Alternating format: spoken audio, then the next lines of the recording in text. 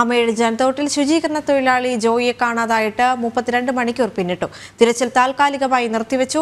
നാവികസേന എത്തിയ ശേഷം തിരച്ചിൽ പുനരാരംഭിക്കും. വിവരങ്ങളുമായി പ്രജിത് മോഹനൻ ചേരുകയാണ്. പ്രജിത്ത്, താൽക്കാലികമായി തിരച്ചിൽ നിർത്തിവെച്ചിരിക്കുകയാണ് എന്ന് തന്നെയാണ് മനസ്സിലാക്കാൻ സാധിക്കുന്നത്. നാവികസേന ഇപ്പോഴായിരിക്കും അവിടെ എത്തിച്ചേരുക. നാവികസേന എത്തിയ ഉടനെ വീണ്ടും തിരച്ചിൽ ആരംഭിക്കാൻ തന്നെയല്ലേ സാധ്യത?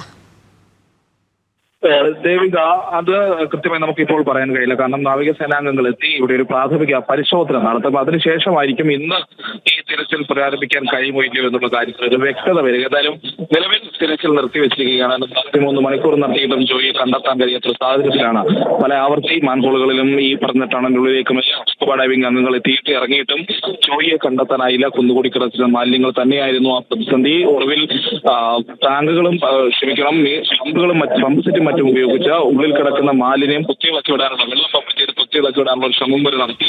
പക്ഷേ അതിലും സാധിക്കാതെ വന്നതോടെയാണ് ഈ തിരച്ചിലും മറ്റ് പ്രവർത്തനങ്ങളും എല്ലാം താൽക്കാലികമായി നിർത്തിവെച്ചിരിക്കുന്നത്. ഇനി 2 ഓപ്ഷനുകളാണ് ഉദ്യോഗസ്ഥരുടെ മുന്നിലുള്ളത്. ഒന്ന്, നാവികസേന എത്തിയ ശേഷം അതിന് ഏതെങ്കിലും പുതിയ രീതിയിലുള്ള സാങ്കേതിക വിദ്യകൾ ഉണ്ടെങ്കിൽ അത് ഉപയോഗിച്ച് ഇതിനുള്ളിൽ പരിശോധന നടത്തുക. കാരണം എത്തുന്ന നാവികസേനാംഗങ്ങൾ നമ്മുടെ ഭാഗത്തെ വിവരമനുസരിച്ച് അതിദുർഘടമായ പാതകളിൽ ടണലുകളിൽ വെള്ളത്തടിയിലുള്ള നിശാമുഖങ്ങളിലുമൊക്കെ വാർഷേറിനോ മറ്റോ അല്ലെങ്കിൽ ആ രീതിയിലുള്ള ഓപ്പറേഷനുകൾക്കും ഒക്കെ ഇറങ്ങി ചെല്ലാൻ കഴിയുന്ന രീതിയിലുള്ള വിദഗ്ധ പരിശീലനം ലഭിച്ചിട്ടുള്ള സംഘമാണ്.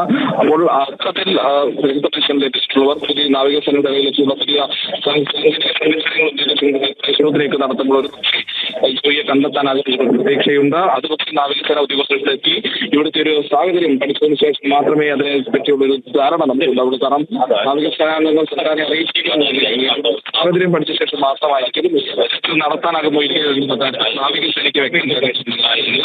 അവരുടെ ഭാഗത്ത് നിന്ന് ഒരു വ്യക്ത എന്താണ് അതിനൊരു സിറ്റുവേഷൻ, അതിൽ നീതിക്ക് എന്ത് ചെയ്യാൻ കഴിയും എന്നുള്ള കാര്യത്തിൽ ഒരു വ്യക്തത വന്നതിന് ശേഷം മാത്രമായിരിക്കും ഈ തുടർ പരിശോധനകൾ നിലവിൽ ഈ ടണലിലോ ഏതെങ്കിലും രീതിയിൽ ജോയിക്ക് വേണ്ടി ടണലിന്റെ ആ തമ്പാനൂർ ഭാഗത്ത് ഈ ജോയി അകത്തേക്ക് പോയ ടണലിന്റെ ആ ഓപ്പണിങ്ങിന്റെ വശത്തുള്ള ഒരു ഗ്രില്ലുണ്ട്. മാലിന്യങ്ങൾ ഈ ടണലിനുള്ളിലേക്ക് കയറാതിരിക്കുന്നത് ആ ടണലിന്റെ അപ്പുറത്തെ വശത്തിൽ നിന്നും മാലിന്യങ്ങൾ JCB ഉപയോഗിച്ച് നീക്കുന്ന ഒരു പ്രവൃത്തി മാത്രമാണ് നിലവിൽ ഈ ടണലിന്റെ നടത്തുന്നത്. അത് നേവി. ശരി, പ്രജിത് മോഹനനാണ് വിവരങ്ങൾ പങ്കുവച്ചത്.